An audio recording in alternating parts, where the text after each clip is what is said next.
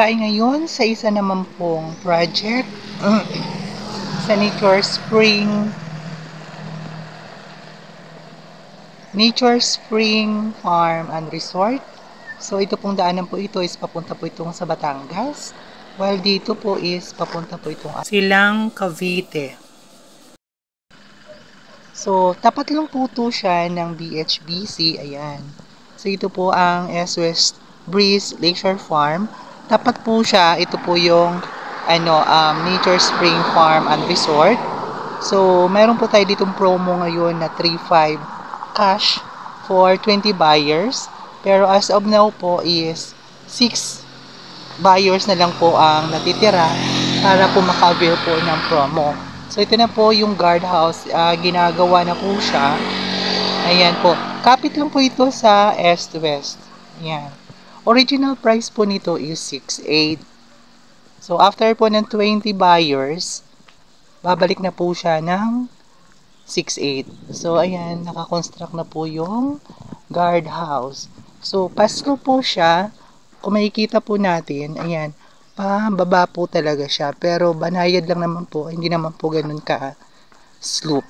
So, ayan, kung makikita po ninyo doon sa medyo malayo, maganda na po na patag na po at saka maganda po dito kasi mayroon po siyang ilog. Maganda po. So, malaki-laki pa, malawak po yan. Papunta pa yan po doon pa po. So, ayan. So, original price po niya is 6.8.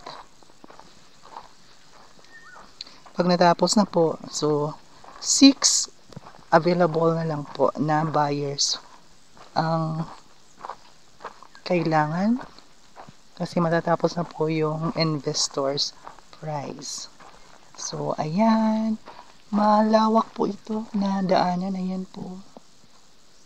Nakikita nyo, yan po yung guardhouse. Ayan. Tapos ito, yan. Kikita nyo. Yan siya. So, 6.8 lang po. Minimum cut po niya is 600 square meter. Yan. Kung makikita nyo, ayan na po yung itsura niya.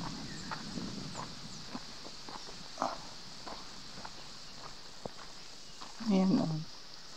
Tapat lang po ito siya ng VHBC or Vermosa Bright Corporation.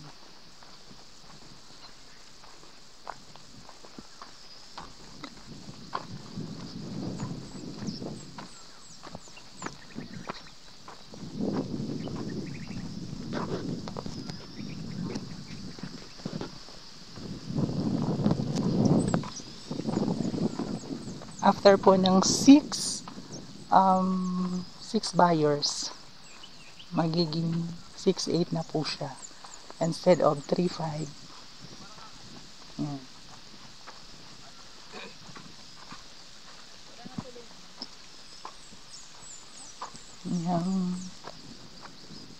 Doon pa po yan. Malawak pa po. Makikita po ninyo.